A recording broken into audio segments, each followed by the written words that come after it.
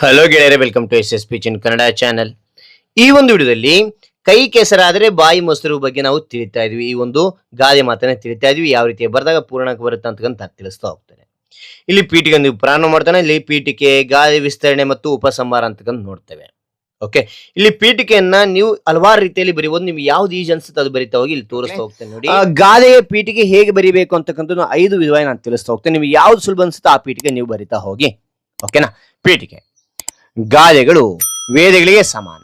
ವೇದ ಸುಳ್ಳಾದ್ರೂ ಗಾದೆ ಸುಳ್ಳಾಗದು ಎಂಬ ಮಾತಿದೆ. ಗಾದೆಗಳು ಹಿರಿಯರ ಅನುಭವದ ನುಡಿಮುತ್ತುಗಳು. ಗಾದೆಗಳನ್ನು 5ನೇ ವೇದಗಳೆಂದು ಕರೆಯುತ್ತಾರೆ ಅಂತಕ್ಕಂಥದ್ದು ಇಲ್ಲಿ ತೋರಿಸೋಗಿದೆ. ಆ ನಂತರ ಇನ್ನೊಂದು ಪೀಠಿಕೆ ನೋಡ್ತೋಣ. ಗಾದೆಗಳು ಆಕಾರದಲ್ಲಿ ವಾಮನಂತೆ ಕಂಡರೂ ಅರ್ಥದಲ್ಲಿ ತ್ರಿವಿಕ್ರಮನಂತೆ ತೋರುತ್ತದೆ. ಅಂತಹ ಗಾದೆಯಲ್ಲಿ ಮೇಲಿನ ಗಾದೆ ಕೂಡ ಅಥವಾ ಮೇಲಿನ ಗಾದೆ ಮಾತು ಕೂಡ ಒಂದಾಗಿದೆ. ಮೇಲಿನ ಅಥವಾ ಕೆಳಗಿನ ಅಂತಾನು ಬರಿತಾ ಹೋಗೋದು. ಓಕೆನಾ? ಆ ನಂತರ 3ನೇದು, ಗಾದೆಗಳು ನಮ್ಮ ಹಿರಿಯರಿಂದ ಬಂದ ಬಳುವಳಿ. ಗಾದೆಯನ್ನು ನಮ್ಮ ಹಿರಿಯರು ತಮ್ಮ ಅನುಭವದಿಂದ ರಚಿಸಿದ್ದಾರೆ. ಇವು ಸರ್ವಕಾಲಿಕ ಸತ್ಯ. ಗಾದೆಗಳು ಚಿಕ್ಕದಾದರೂ ವಿಶಾಲವಾದ ಅರ್ಥವನ್ನು ಒಳಗೊಂಡಿದೆ ಅಂತಕ್ಕಂಥದ್ದು ನೋಡ್ತೇವೆ.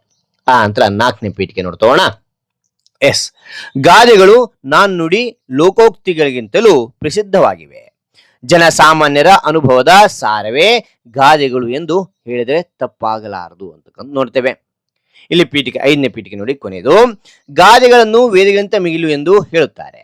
ವೇದ ಸುಳ್ಳಾದ್ರೂ ಗಾದೆ ಸುಳ್ಳಾಗದು ಎನ್ನುವ ನಾಣ್ಣುಡಿಯೂ ಇದೆ. ಈ ಗಾದೆಯು ಕನ್ನಡದ ಪ್ರಸಿದ್ಧ ಗಾದೆಗಳಲ್ಲಿ ಒಂದಾಗಿದೆ ಅಂತಕ್ಕಂಥದ್ದು ನೋಡ್ತೇವೆ. ಓಕೆನಾ? ರೈಟ್. ಹಾಗಾದ್ರೆ ಈಗ ಯಾವ ರೀತಿ ಬರೆಯೋಕೆ ನೋಡ್ತೋಣ. ಬನ್ನಿಕೆ ನೋಡಿ.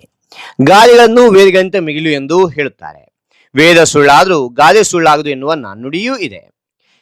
ಕಠಿಣ ಪರಿಶ್ರಮದ ಮಹತ್ವವನ್ನು ಒತ್ತಿ ಹೇಳುವ ಜನಪ್ರಿಯ ಗಾದೆಯಾಗಿದೆ ಅಂತಕ್ಕಂಥದ್ದು ನೋಡ್ತೇವೆ.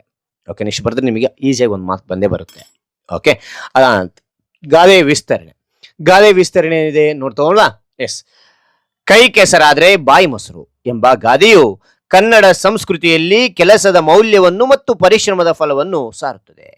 ಇದರ ತಾತ್ಪರ್ಯವೇನೆಂದ್ರೆ, ಕೈಗಳಿಂದ ಕಠಿಣ ಶ್ರಮ ಮಾಡಿದರೆ ಮಾತ್ರ ಬಾಯಿಗೆ ಆಹಾರ ಸಿಗುತ್ತದೆ.